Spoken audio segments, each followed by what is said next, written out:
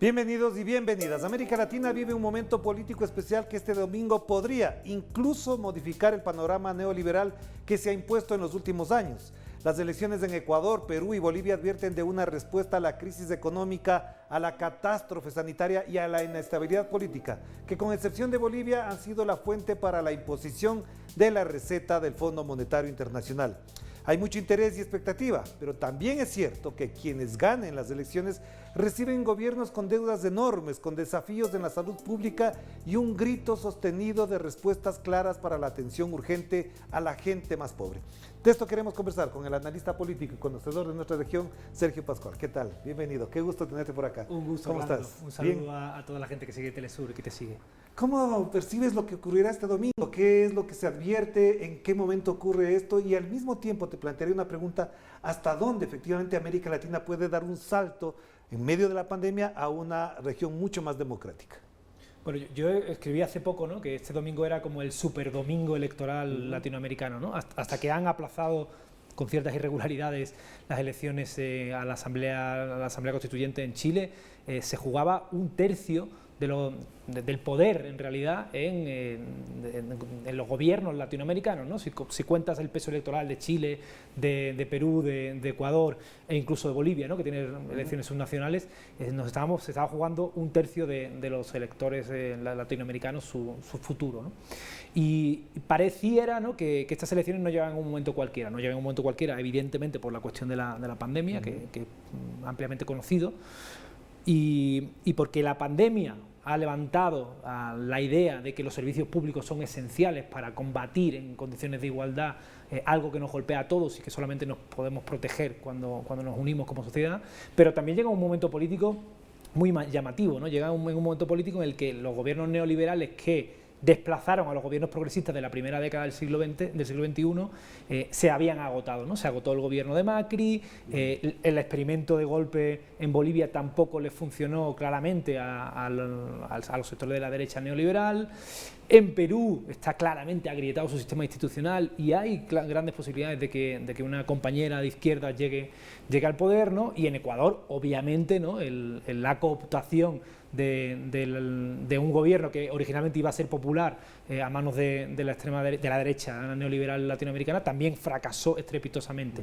Por lo tanto, pareciera que este iba a ser un momento claro de retorno de fuerzas populares y de reencauzamiento del continente en la línea progresista. Pero ahí te planteo una pregunta que además está en el ámbito, digamos, un poco más difuso del análisis, que tiene que ver con que los candidatos, digo en general, no voy a entrar en particulares, en general no se han sintonizado con el dolor, con el drama de la gente. Y por ejemplo vemos en Perú, particularmente ahí sí, que el discurso parecería que le hablan a otra población, que le hablan a otro sector, digo en general. Verónica Mendoza ha hecho propuestas muy concretas, pero esta aparentemente no sintonía entre el electorado y los candidatos, ¿puede efectivamente cambiar la lógica de lo que estamos conversando? A ver, yo creo que también en términos de formas de hacer política ha habido cambios a lo largo de este siglo, ¿no? Los liderazgos de principios del siglo XXI eran liderazgos muy fuertes, muy personalistas, ¿no? Liderazgos que llegaban a países con frágiles instituciones, ¿no?, institucionalidad, y que tuvieron que construir institucionalidad, ¿no? Los candidatos para esta nueva época, una época en la que las instituciones ya juegan un cierto rol, en la que el gobierno y la gestión tiene un papel superior al de la mera lucha entre campos políticos, convierten a estos nuevos candidatos, que además son más jóvenes y vienen a la sombra, ¿no?, de esa enorme sombra, ¿no?, de aquellos dirigentes de entonces, convierten a estos candidatos en candidatos, digamos, más al uso, pues, si se puede decir de esta manera, ¿no?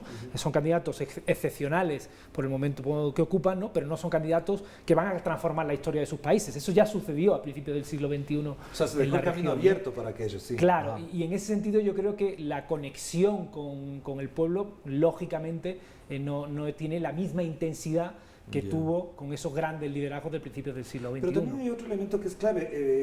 En Ecuador, por ejemplo, y en Perú no es tan distinta la cosa, el grueso de la votación es de gente que está entre los 18 y los 40 años. Es decir, hay un voto que está conectado con otras vivencias, con otras expectativas, con otras herramientas, incluso para hacer política o para atender a la política. ¿Esto crees que también está de alguna manera marcando el comportamiento que podría verificarse el domingo 11? Sin lugar a dudas, porque esta generación, ¿no?, de nacidos ya casi en el siglo XXI, nacidos en el mundo digital, ¿no?, de nativos digitales, ¿no?, como se dice por ahí, es una generación que no ha vivido con la misma intensidad, ¿no?, el siglo XX de la lucha de las ideologías, ni siquiera en América Latina, que tuvieron su momento emergente o su momento, digamos, de auge a principios del siglo XXI, ¿no?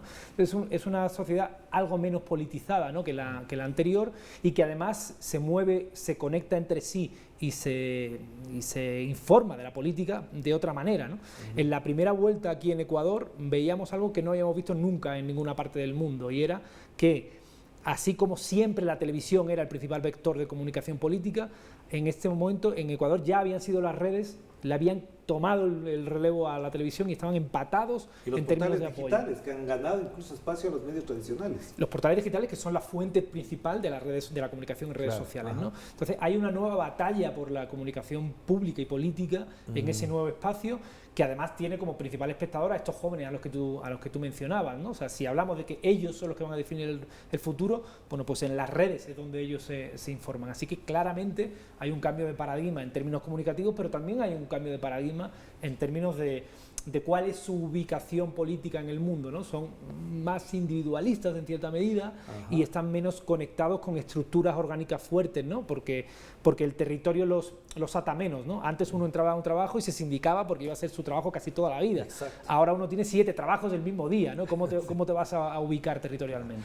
Y hay una pregunta que también es clave en este momento, Sergio, y te la planteo del siguiente modo: es, en la derecha vemos en cambio personajes que no se han renovado, además, ellos dicen que se renuevan porque tienen plata, porque tienen recursos, porque tienen medios de comunicación, pero su discurso no. Pero además, incluso desde lo físico, personajes como Guillermo Lasso, como Sebastián Piñera, como Hernando de Soto en Perú, que aparece como un candidato, digamos, que nadie se imaginaría que él a esta edad y en esta época se lanzaría de candidato. Y lo que vimos con Carlos Mesa en Bolivia también muestra que esa derecha incluso sigue pensando que esa figura, que ese mensaje en la figura tiene que ser del conservador, y eso no sé si es que está llegando a estas nuevas generaciones de las que estamos hablando.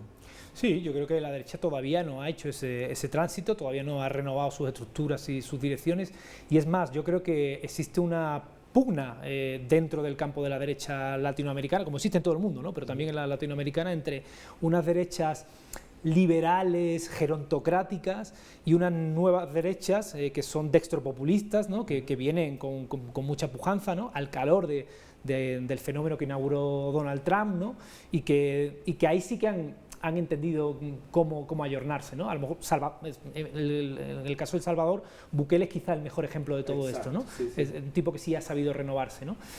Fernando Camacho puede ser una expresión parecida en Bolivia, ¿no? Y efectivamente ese tipo de fenómenos están emergiendo, ¿no? En Perú no lo han conseguido, ¿no?, porque Forsyth es un viejo joven, en realidad, sí, ¿no? Un joven con unas ideas viejas. Efectivamente, ¿no? Pero hay otros países donde sí lo están consiguiendo por esa vía, ¿no? Y creo que ahora mismo hay una competición importante, ¿no?, en el campo de la derecha, ¿no? Acá Otto Sonnenhoffner podía haber sido un candidato que ejecutara ese reseteo, pero no lo permitieron porque todavía tienen más poder, y al final se trata también de una disputa por el poder, aquellas derechas que controlan económicamente los recursos y que imponen a sus candidatos, ¿no? Y el otro elemento para cerrar este primer bloque, Sergio, tiene que ver con que las organizaciones populares, particularmente, por ejemplo, en el Ecuador es muy significativo el rol que juega la CONAIE, pero lo veremos más adelante. Las organizaciones populares parecería que están no en pleno diálogo con las organizaciones políticas, que era la diferencia de los 80s, de los 90s, organizaciones populares con expresiones políticas en algunos partidos. ¿Eso qué cambio, qué giro le da, por ejemplo, a la participación electoral? Bueno, las organizaciones populares también han sufrido el golpe, digamos, de esta nueva era de localización en términos de ubicación territorial de los trabajos, de la presencia física de la gente, e incluso la volatilidad, ¿no?, de los procesos, ¿no? Ahora vivimos un momento en el que las organizaciones sociales viven al calor de momentos de eclosión social, ¿no? El movimiento feminista, ¿no?, que tiene hitos concretos, el movimiento medioambiental, ¿no?, que se mueve en momentos concretos, pero tienden a ser menos estables que antes, ¿no? O sea, pero menos articuladas al partido, menos articuladas completamente. Tienen menos forma orgánica ellas mismas, por un lado, y por otro lado, como tienen una institucionalidad interna más débil, también tienen menos posibilidades de articularse en formas partidarias o con organizaciones políticas, ¿no? Eso es un hecho evidente que yo creo que tiene que ver con los tiempos políticos que vivimos, ¿no? Con la volatilidad, esta sociedad líquida, ¿no? Como decía Bauman, en la que vivimos, ¿no? Y es un problema para las organizaciones políticas de izquierda, sin lugar a dudas. Ya, y en este punto final, para ya cerrar efectivamente, que nos quedan 2 minutos del primer bloque, tiene que ver con que la presencia, por ejemplo, mayoritaria de varones, de hombres, de la presencia masculina, no ha cambiado significativamente. Por ejemplo, en Perú vemos que hay 18 candidatos y de ellos 2 son mujeres. En Ecuador habían 17 y una sola era mujer. Eso es un reclamo que está planteándose desde el movimiento feminista y de las mujeres precisamente, pero no se oye. Creo que cada vez se oye más, ¿no? No sé si convendrás conmigo que frente a la realidad de la demanda feminista de igualdad, también en términos de visibilidad pública y de poder político y poder económico, si miramos a 5 años hacia atrás, 5 años, la diferencia es abismal. Lo que pasa es que todavía queda tanto por recorrer, venimos de tan atrás que queda tanto por recorrer que apenas nos damos cuenta de ello, ¿no?